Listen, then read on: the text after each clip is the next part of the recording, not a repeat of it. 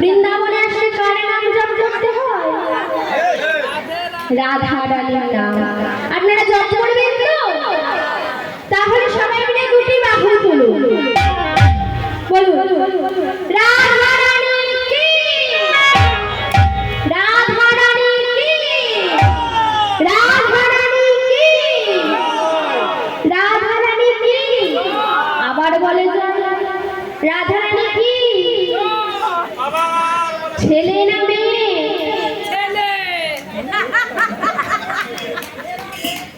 রাধারানী ছেলেও না মেয়েও নয়, রাধারানী হলো ভক্তির প্রতিমা।